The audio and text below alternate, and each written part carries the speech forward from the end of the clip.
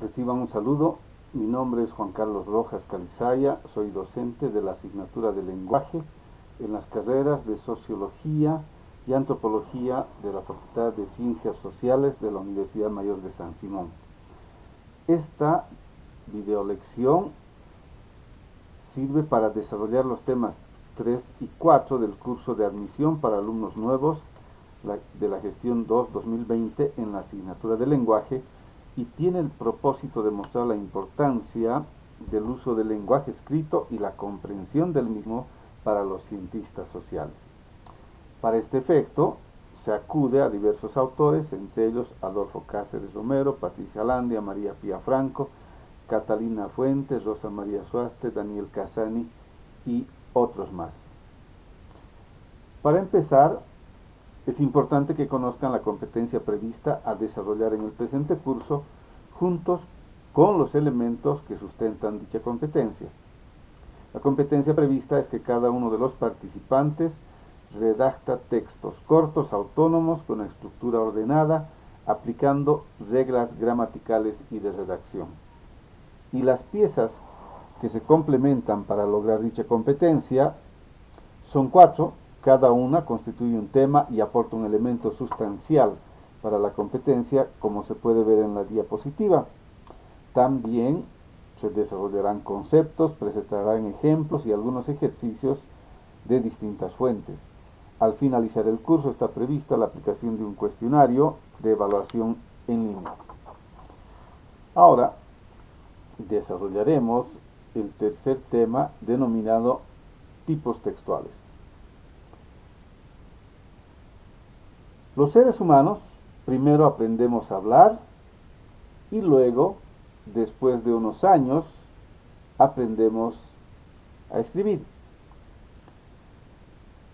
Lo mismo que la humanidad en su conjunto, aunque no hay acuerdo acerca del momento en que surgen las primeras formas de habla, se sabe que por lo menos hace 50.000 años los grupos de Homo sapiens empezaron a articular palabras y comunicarse con ellas. Los restos arqueológicos más antiguos datan de 3100 años antes de Cristo, que han sido encontrados en la ciudad de Uruk, al sur de Mesopotamia. Se trata de la Edith bíblica. Pero en este campo tampoco hay acuerdo, porque existen referencias de escritos entre los sumerios, los indios, los mayas y los egipcios. Con todo, hay que reiterar entonces, primero ha surgido el habla y mucho tiempo después la escritura. Hay que recordar que los seres humanos nos comunicamos porque tenemos y usamos un lenguaje que es nuestra forma de comunicación, la misma que está construida en base a signos. De ahí que el texto es todo acto comunicativo, expresado en forma oral o escrita. Se considera texto a un enunciado que es un todo unificado que comunica un significado de manera autónoma, de distinta extensión y bajo distintas formas. El texto depende y se adecua a un contexto, es decir, adquiere verdadero sentido en una situación comunicativa y se construye en la interacción entre el emisor y el destinatario. Dicha interacción está condicionada por una serie de relaciones construidas socialmente: conocimientos culturales, relaciones jerárquicas, reglas de buena conducta y otras más. El texto, para ser tal, debe tener 3 características: unidad, coherencia y cohesión. El tema es el que da unidad al texto, es su base significativa porque expresa de qué se trata en todo el texto. La coherencia es la forma como se organizan o hilvanan las ideas siguiendo el orden más adecuado según el mensaje que se quiere transmitir. La cohesión son las relaciones gramaticales, la estructura de las palabras y relaciones léxicas que se refiere al vocabulario. Estas relaciones se dan para formar sintagmas, oraciones y párrafos. El cuento Los náufragos es un ejemplo de un texto porque cumple las 3 características que se han mencionado. Existen diferentes formas de transmitir el mensaje y establecer las relaciones dentro de los componentes de un texto. Las diferentes formas o tramas para organizar o armar los textos se conoce con el nombre de tipos textuales o modos del discurso. En esta lección repasaremos 6 tipos de textos: el texto descriptivo, el texto dialogado, el texto narrativo, el texto argumentativo, el texto expositivo y el texto académico.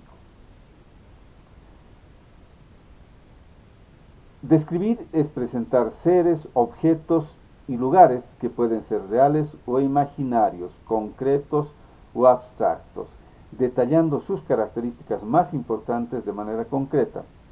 Por eso se dice que describir es como dibujar, pintar con las palabras o tomar una fotografía en un momento determinado. Su principal instrumento es la observación. Este texto se diferencia de la narración porque no se desarrolla en el tiempo, sino que es estática, se desarrolla en un espacio. Por eso se parece a una fotografía de algo o alguien en un momento y en un lugar determinados, y responde a la pregunta ¿cómo es ese algo o ese alguien? Para redactar un texto descriptivo se requieren utilizar 3 componentes y seguir una secuencia de acciones. Al momento de redactar se requiere nombrar, situar y calificar. Para explicar recurriremos al ejemplo de Batman, un personaje imaginario. Nombrar es dar existencia a los seres, objetos o lugares explicando las partes que lo componen, sus particularidades y los parecidos que puedan tener con otros sujetos, seres u objetos. Situar consiste en presentar el lugar donde existen los personajes en el espacio y en el tiempo. Ello requiere la organización, la ordenación de los elementos de ese contexto. Entonces el lugar donde vive Batman es la Baticueva. Y calificar es establecer las propiedades particulares de los objetos, de los seres nombrados. Se trata de caracterizarlos en función de sus parecidos o diferencias con otros. Por ejemplo, Batman es un superhéroe en relación al Guasón. Y para llegar al momento de la redacción se debe seguir una secuencia de pasos que son la observación, organización y presentación. La observación es la acción más importante y requiere de una definición previa. ¿Qué es lo que se va a observar? Es decir, hay que definir un objetivo para la observación. Esta acción sirve para recoger y seleccionar la información según los criterios definidos, que pueden ser el tamaño, la forma, las características, las acciones, las repeticiones o cuanto sea necesario. La organización sirve para definir cómo se presentará la información recogida durante la observación de acuerdo al objetivo definido con anticipación. Puede presentarse de lo general a lo particular, de izquierda a derecha, de dentro hacia afuera o de otras formas también. Y finalmente la presentación consiste en la organización misma del texto en un determinado formato según el tipo de documento que se esté redactando. Existen 2 formas de describir que se diferencian por cómo se presentan las características. Una es la descripción literaria, que incluye apreciaciones o juicios de valor. La otra es la descripción científica o técnica, que presenta las características tal y como son, sin apreciaciones personales. Tipos más específicos de redacción literaria son el retrato, el autorretrato, la caricatura, la descripción laudatoria y otros. Mientras que en el campo de la descripción objetiva se puede citar a la descripción técnica, la descripción por comparación, por definición, la descripción de acciones y otras más. Por ejemplo, para redactar el retrato de una persona, animal o cosa, se lo puede hacer desde sus aspectos físicos, lo que se denomina prosopografía, o solamente describiendo su forma de ser, que se denomina etopeia, siendo el retrato una combinación de ambos aspectos. Por su parte, el diálogo es la base de las relaciones sociales, es el acto de intercambiar información con otras personas y de ese modo podemos darnos a conocer, acceder a sus conocimientos y experiencias o contrastar opiniones. El diálogo es la base del texto dialogado, que puede ser oral o escrito.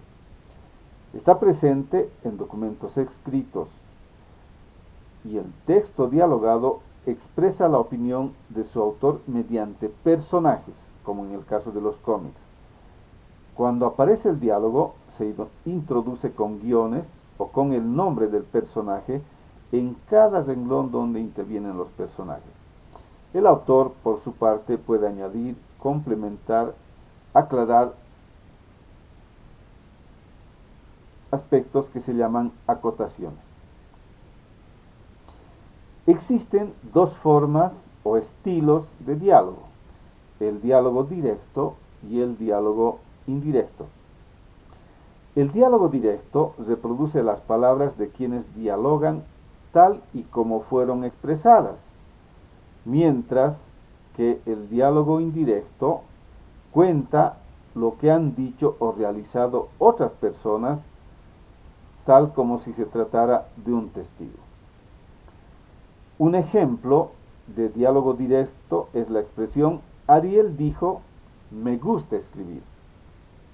En cambio, un ejemplo de diálogo indirecto es Ariel dijo que le gustaba escribir. Ambos estilos tienen sus propias características que veremos a continuación. Conocer sus características es necesario para hacer la conversión de diálogo directo a indirecto o viceversa. En este ejemplo podemos ver la conversación que ha tenido el autor con María Juana, y es el estilo directo que presenta lo que dijo ella. El sábado es mi cumpleaños, así que te espero a las 8:30 en mi casa. Mientras que el estilo indirecto presenta ya la versión del autor. Entonces, hay que diferenciar que en el primer estilo, en el estilo directo, participa María Juana directamente, pero en el segundo, en el estilo indirecto, ya no participa. Entonces hay que fijarse en la frase que dijo María Juana: el sábado es mi cumpleaños, así que te espero a las 8:30 en mi casa, porque es ahí donde suceden los principales cambios como se muestra en la imagen. Como es la expresión directa de una persona, en el estilo directo la redacción está en primera persona y en tiempo presente. Cuando pasa a diálogo indirecto, se redacta en tercera persona y en tiempo pasado. De ahí es que cambian los verbos, los pronombres y los nexos. También se reemplazan los dos puntos por la conjunción que y desaparecen las comillas. Por su parte, el texto narrativo se da porque los seres humanos en todas las épocas y en todas las culturas narramos, relatamos lo que nos sucede, contamos hechos, contamos acontecimientos, y lo hacemos para hablar de nosotros mismos, para comprender nuestro pasado, nuestros orígenes y para imaginar nuestro futuro. Esos relatos son los textos narrativos. Por ello, narrar es relatar, presentar una secuencia de hechos y acciones que sucedieron en un lugar y tiempo específicos. Puede tratarse de hechos reales o también imaginarios. Disfrutando del cuento llamado El Cerezo, explicaremos los tres momentos que hacen al texto narrativo. El cuento El Cerezo dice: el genio de las matemáticas cavó el hoyo en el jardín y dentro introdujo el arbolito. Durante años lo regó y abonó con cariño para que creciera alto y robusto. El magnífico cerezo le proporcionaba exquisitos frutos. El genio de las matemáticas no era feliz. Su árbol no lo amaba. Su raíz no era cuadrada.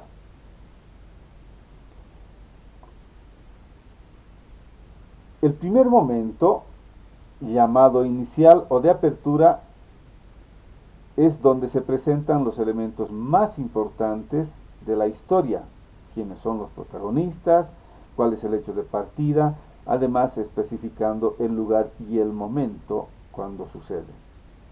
El segundo momento de la historia es de conflicto o de actualización de la historia, porque irrumpe algo que cambia el curso normal de los acontecimientos, hecho que obliga al cambio o a los cambios en las actitudes de los personajes y la búsqueda de una salida al conflicto planteado.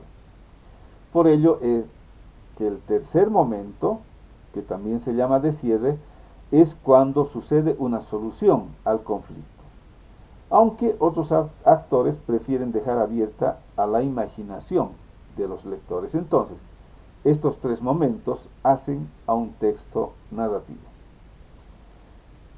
Para construir un texto narrativo se requieren varios elementos. El narrador es el que relata los acontecimientos, pero que no es el autor, sino alguno o algunos personajes que narran o desarrollan los hechos, y puede ser entonces narrado en primera o en tercera persona.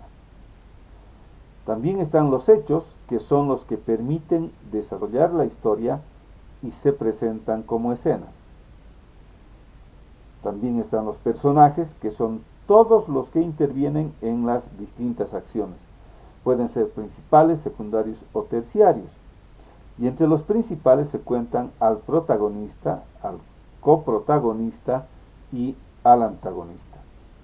Por otro lado, el espacio da cuenta de los lugares o escenarios donde suceden los hechos, mientras que el tiempo contempla a los momentos cuando suceden esas acciones.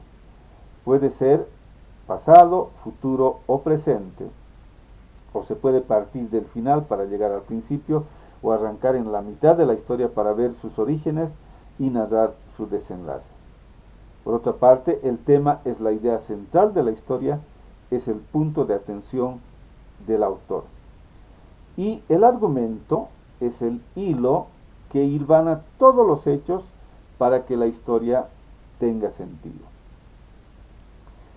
Por otro lado está el texto argumentativo, que nace de la necesidad que tenemos los seres humanos por demostrar o justificar nuestras ideas, creencias o acciones, o para demostrar que las ideas ajenas están erradas. Aunque es un ejercicio racional, no siempre se demuestra la validez del razonamiento con argumentos basados en el conocimiento científico. Existen tres formas de argumentar. La persuasión apela a las emociones y sensibilidades de las personas para lograr un cambio de actitud. En el fondo busca manipular y se aplica en cualquier campo. La argumentación propiamente dicha se esfuerza por convencer a las personas para que asuman la posición del autor, y para ello se presentan ideas e información.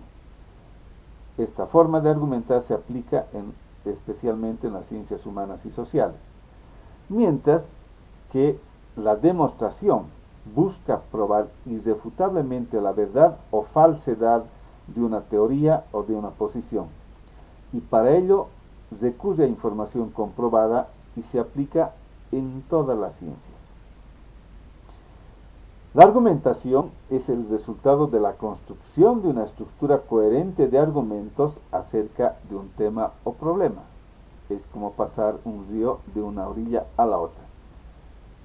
Este razonamiento se desarrolla en base a ideas cuyo objetivo es demostrar la validez de dicho razonamiento, para lo cual las ideas deben ser estructuradas en base a relaciones lógicas que deben ser presentadas en cierto orden.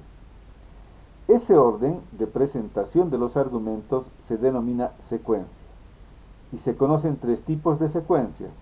La secuencia inductiva parte de los hechos concretos para establecer una idea general y al final presenta la tesis o la posición del autor. La secuencia deductiva funciona al revés, porque parte de la tesis o posición del autor para luego presentar los argumentos que conducen a una conclusión. Mientras que la secuencia dialéctica se basa en un razonamiento más crítico porque parte de una tesis seguida de los argumentos que sustentan esa tesis. Luego se presenta una antítesis que se contrapone a la tesis con sus argumentos que también la sustentan. Y al final, como conclusión, se presenta una síntesis como resultado de la confrontación de los argumentos presentados anteriormente. Existen tres grupos o tres tipos de argumentaciones. Son los argumentos racionales, afectivos y aquellos que se conocen como falacias. Los argumentos racionales se basan en nuestra capacidad de razonar y presentar ideas y verdades que son demostradas. Algunos de ellos están en el bloque guindo y tienen peso en la argumentación, como por ejemplo el argumento de hecho que se basa en pruebas de la realidad, como las huellas o el arma homicida para probar al autor de ese homicidio. En cambio, los argumentos afectivos apelan a la sensibilidad de las personas, a los afectos o desafectos para conmover a quienes se dirigen. En el bloque azul pueden ver varios de ese tipo de argumentos que se usan indistintamente. Por ejemplo, el argumento denominado fetichismo de masas está bastante utilizado en este último tiempo en nuestro país porque se dice que lo que decide la mayoría es lo correcto. Mientras que las falacias en realidad son engaños o mentiras debajo de las cuales se esconde la verdad, pero que se utilizan como argumentos para convencer. Varias de ellas están anotadas en el bloque negro. Por ejemplo, la falacia supresión de prueba es cuando se presenta solo aquella parte de la información que favorece, pero que oculta el resto de la información que no le conviene al que presenta este tipo de falacia. Por otro lado, exponer es colocar una cosa para que reciba la atención directa de las personas en el ámbito académico es explicar una cosa, fenómeno, asunto o tema determinado para darlo a conocer. A eso se llama texto expositivo.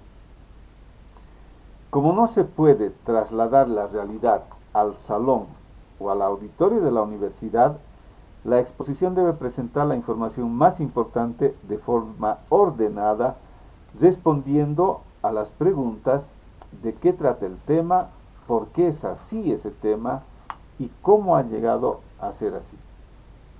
Este tipo de texto tiene dos propósitos. Por una parte, pretende dar a conocer el tema o asunto ofreciendo un conjunto de información.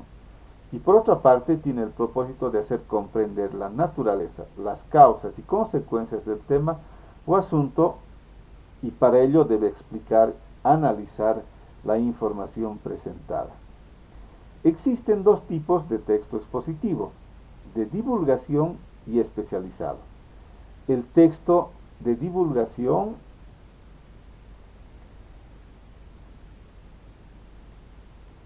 es para el público en general, como los diccionarios, las enciclopedias, los sitios web y otros, que requieren la competencia básica en el manejo del idioma porque son de fácil lectura.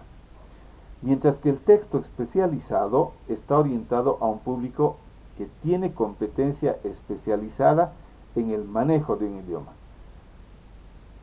como los libros que se muestran en la diapositiva y que con seguridad tendrán que leer ustedes durante su formación universitaria. Para la redacción de un texto expositivo se pueden recurrir a diferentes formas de presentar la información. A eso se denomina secuencias. La secuencia temporal presenta la sucesión de hechos ordenados con criterio temporal.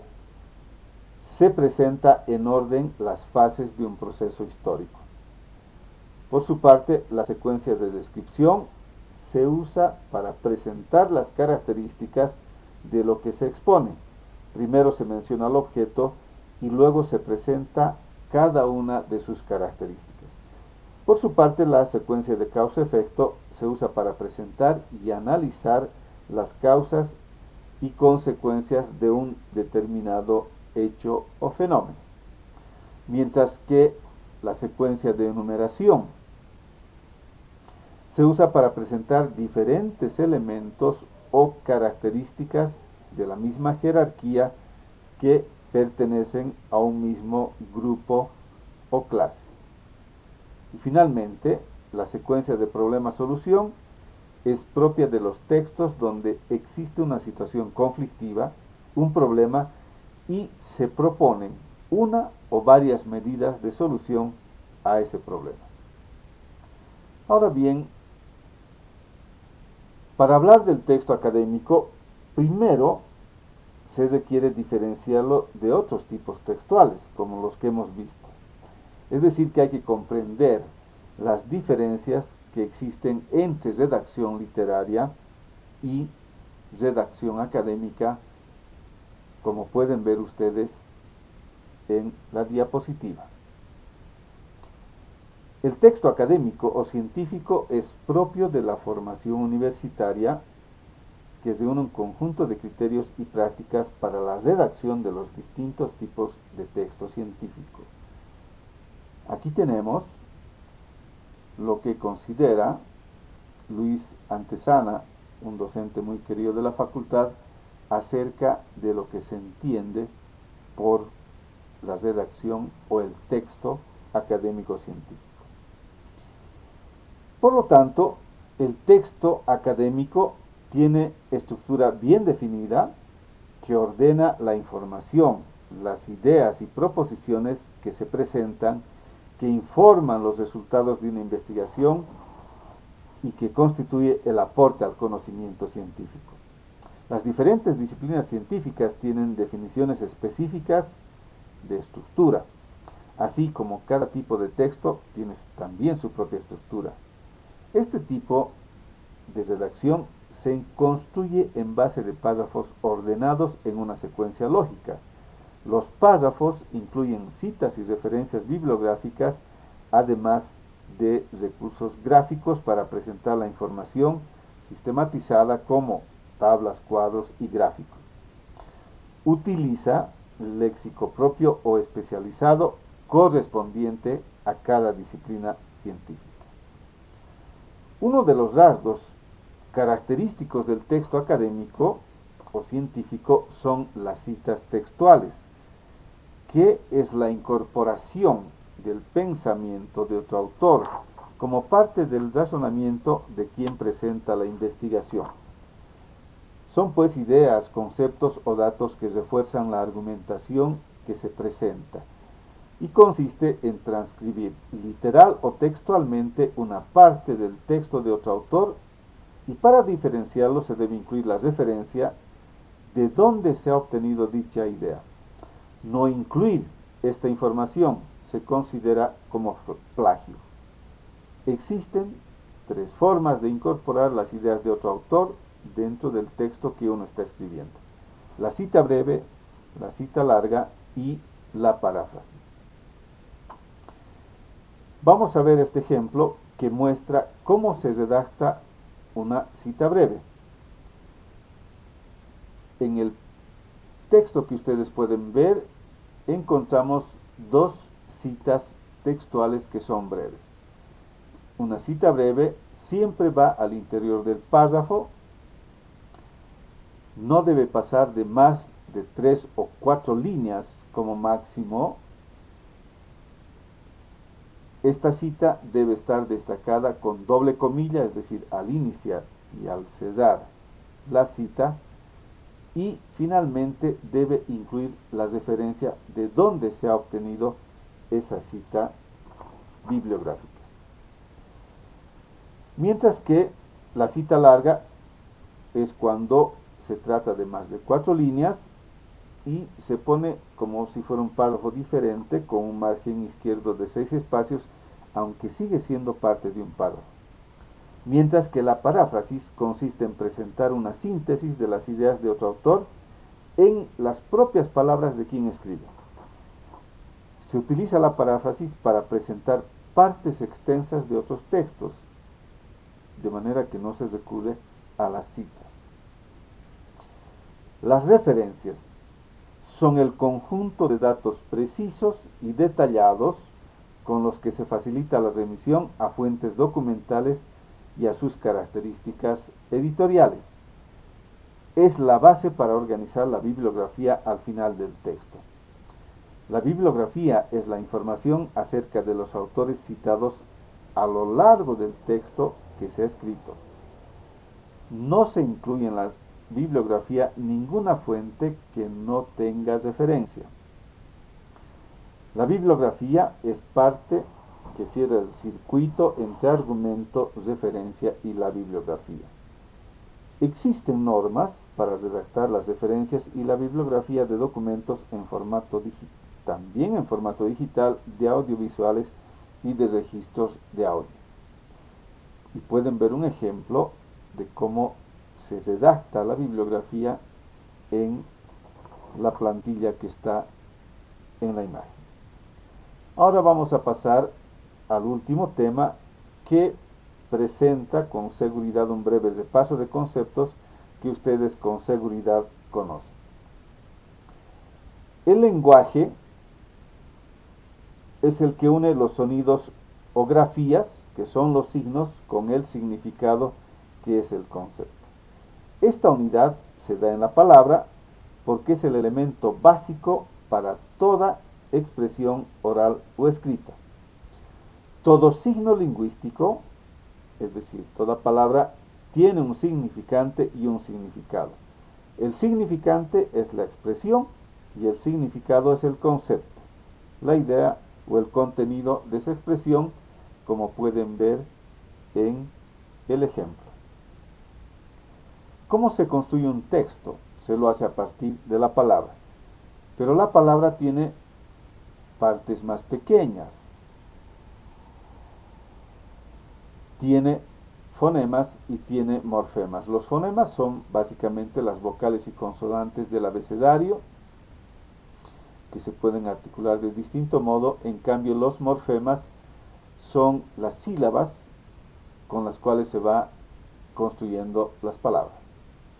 Y las palabras dan lugar a la oración, al párrafo y al texto mismo, como pueden ver en los ejemplos de la diapositiva.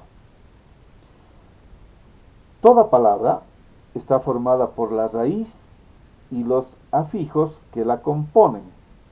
La raíz es el elemento común o invariable en la familia de las palabras, y los afijos son partículas, es decir, son morfemas que cobran sentido porque van junto a la raíz. Los afijos que van delante de la raíz se llaman prefijos y los afijos que van después se llaman sufijos.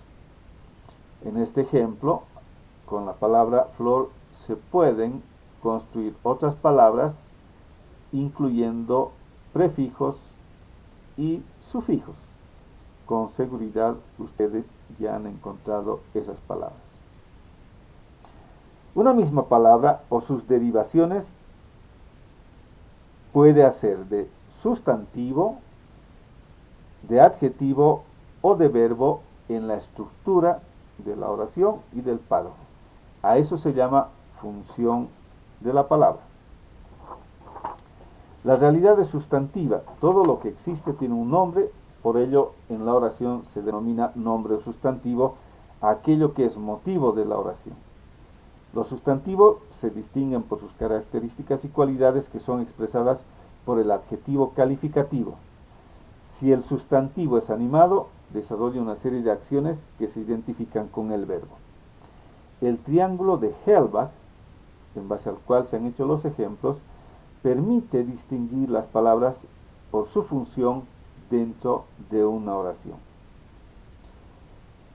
En nuestro idioma existen 9 tipos de palabras, cada una de las cuales cumple una función y tiene su propia característica. Tenemos el sustantivo nombre, el pronombre, el artículo, el verbo, el adjetivo, el adverbio, la preposición, la conjunción y la interjección. Ahora bien, la oración es el conjunto de palabras que expresan una idea completa, se inicia con mayúscula y termina con punto, y si está inmediatamente seguida de otra oración, ese punto se llama punto seguido. Y en este ejemplo podemos ver la estructura de la oración que todos conocemos, y además podemos identificar la función que cumple cada una de las palabras dentro de esta oración. Esto sirve para analizar una oración tan corta como esta o tan larga como encontramos en los textos. Mientras que el párrafo es la unidad mínima en la exposición escrita de un argumento central o principal dentro de un trabajo académico o científico. El armado de un libro, una tesis con sus capítulos y subtítulos, son el resultado de una adecuada y coherente articulación de los párrafos. Por eso, nuestro querido Cachín Antezana decía que un trabajo académico científico es un argumento donde la sucesión de los párrafos presenta poco a poco los resultados de una investigación o análisis de acuerdo a los aspectos principal y secundarios del tema investigado. Lo cual podemos ver en este ejemplo que nuestro recordado Cachín Antezana ha escrito en su texto para reflejar cómo se puede escribir un párrafo en función de una idea principal, varias ideas argumentativas y una idea conclusiva al final. Es un ejemplo acerca del significado de los colores de la bandera boliviana. Entonces, esas pautas sirven para mostrarnos cómo es posible redactar un párrafo. Cada párrafo siempre debe tener una oración principal porque es donde se presenta un pequeño tema principal, es pequeño en relación a los títulos o capítulos, y siempre hay que tratar de presentarlo en la primera oración. Luego vienen las oraciones argumentales que permiten demostrar, explicar, ampliar el significado de la idea principal presentada en la primera oración, y para eso se utilizan todos los materiales, toda la información que existe para sustentar la idea principal. Las oraciones argumentativas se presentan después de la primera oración y antes de la oración final. Y la oración conclusiva es donde se sacan las conclusiones de los argumentos, probando lo que se ha dicho, ratificando lo que se ha dicho, y normalmente se presenta en la última oración. De este modo, concluimos este breve curso introductorio y les agradezco por haber prestado su atención. Hasta la próxima.